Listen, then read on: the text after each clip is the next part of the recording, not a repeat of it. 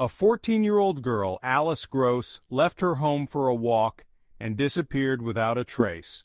For over a month, an extensive search unfolded, becoming the largest investigation in 9 years, involving hundreds of police officers and surveillance camera footage. Although the mystery was eventually solved, the truth turned out to be far more confusing and shocking. In this video, we'll uncover what happened to Alice Gross. Alice Gross was born on Valentine's Day, February 14th, in 2000, in London. She grew up in a loving family and had an older sister. From an early age, she showed a passion for creativity, loving to draw and play the piano and violin. Later, she began writing her own magnificent songs and performing them. We'll share one of her compositions at the end of this video. In addition to music, Alice had an interest in fashion design. At 11, she created a dress for her school prom. However, when she turned 13, doctors diagnosed her with anorexia and depression.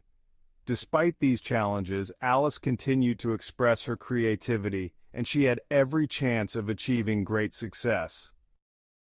On August 28, 2014, Alice told her mother she had time off from school and planned to go for a walk.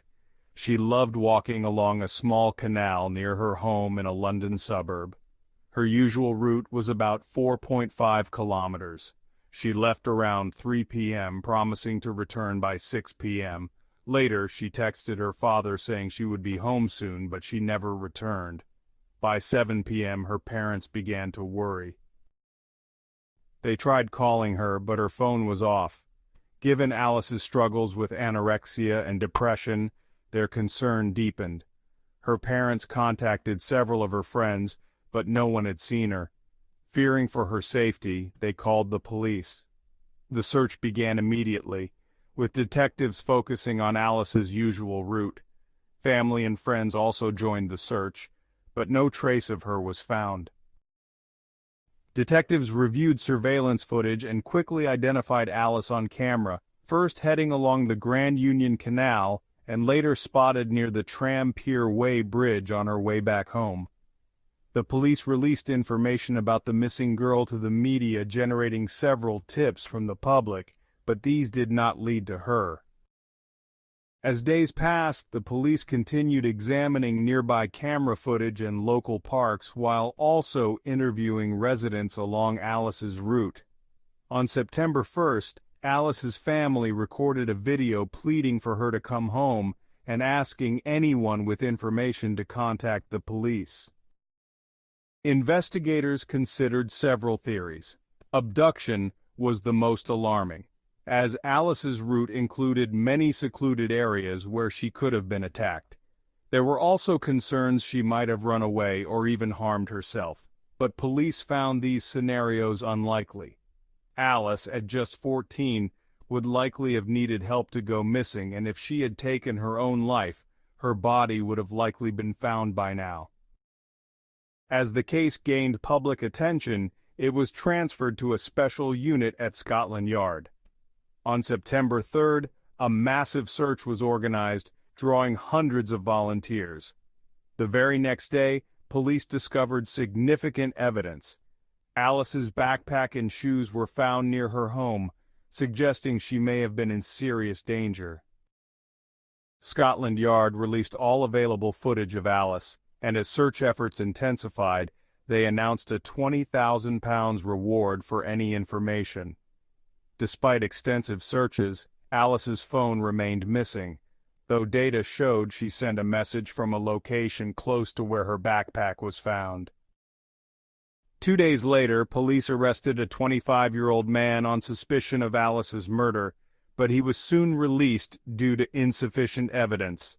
The investigation stalled until September 16th, when police began searching for a 41-year-old man named Arnis, who had vanished on September 3rd, the same day Alice disappeared. He had moved to England from Latvia 7 years earlier and worked as a builder. Surveillance footage showed a man on a bicycle near the bridge where Alice had walked. Alarmingly, his travel time between cameras was unusually long, raising suspicions about his activities. Investigators later discovered he had a criminal past in Latvia, where he had previously killed his wife. On September 30th, after extensive searching, a human body was discovered in a river near where Alice disappeared. The body was identified as Alice Gross, with the cause of death ruled as strangulation. In a tragic twist, on October 4th, authorities found Arnis's body just a kilometer from where Alice was found. He had taken his own life, eluding capture for a month. DNA evidence linked him to the crime, including a cigarette butt found near Alice's body. Investigators pieced together that he likely attacked her while she was alone, leading to a tragic end.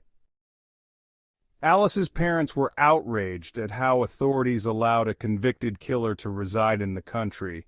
They dedicated years to advocating for stronger measures to prevent criminals from entering the UK. The investigation concluded with the jury recognizing Alice's death as a murder, though no one could be prosecuted due to Arnis's death.